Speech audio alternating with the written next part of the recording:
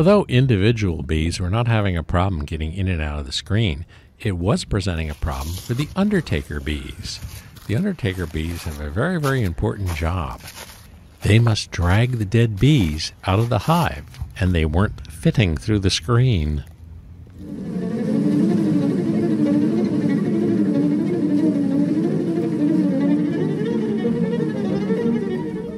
I've mentioned this in previous videos, but a hive goes into the winter with, in between 40 and 50,000 honeybees in it.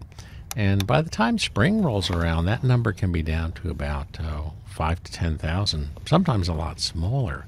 Well, what happens to the other bees? Well, they die during the course of the winter.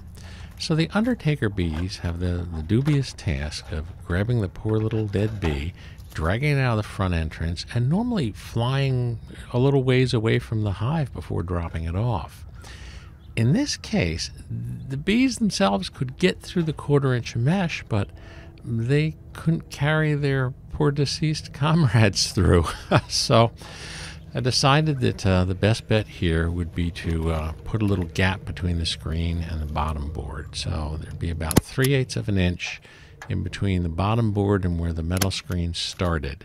Now, that would still be very difficult for a field mouse to creep into, but our little Undertaker bees could at least drag out their friends when they had to.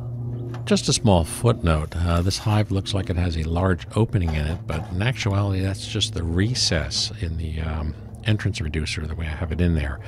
The actual opening that they come in and out of is that small hole that you see over towards the left-hand side. And I have pushed the entrance reducer back far enough on this hive that it does seal it off a little bit.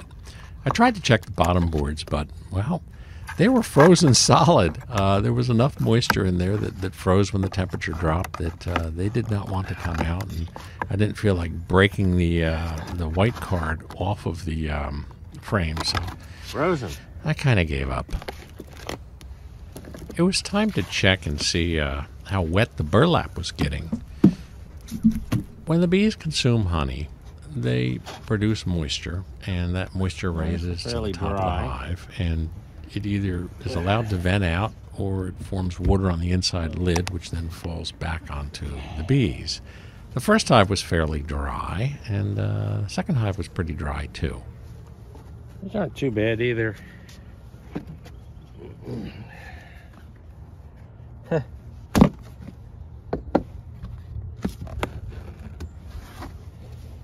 This one's wet. This one's wet, so we want to replace this. If my voice sounds a little muffled, it's because I'm wearing a mask. It isn't that I'm afraid of giving the bees COVID or anything strange like that. It's just a matter that it's a little bit easier to breathe when it's cold outside if you have a mask on. They're going to cluster up by the sugar. I hope they work their way back down again, because that's not a good place for them. It's also probably why it's wet. We have a day or so this week. It's going to pop up to like around 60, and hopefully they'll relocate their cluster downstairs a little bit.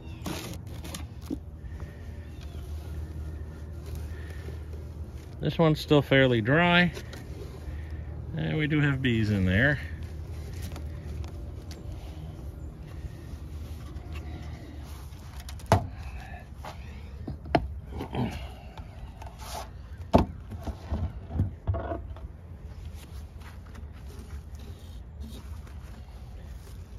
This is kind of wet too, so I'm going to change him out.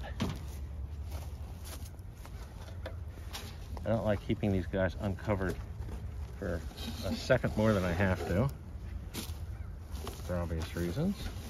There are many beekeepers that believe that you should never open a hive in the winter. Just seal them up in fall and let it be until spring and things moderate temperature-wise.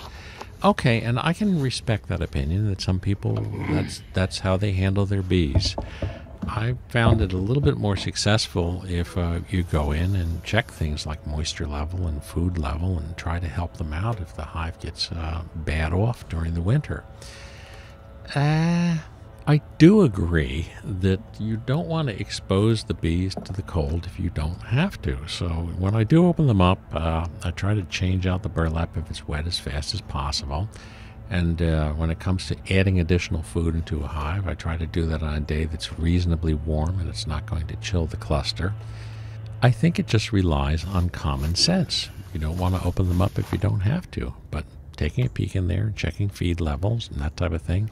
The bees have so many things against them these days. In the old days, back in the 60s, they were saying, don't break the propolis seal. I can understand that, but in between the mite attacks, in between the heavy uses of pesticides, diminished farmland and flora that the bees can forage on, they need a helping hand. They're not northern environment insects. Italian bees, well, they came from Italy. Most bees are of a more tropical species. So if you could bring them up north into these winter environments, you better be ready to lend a hand when necessary.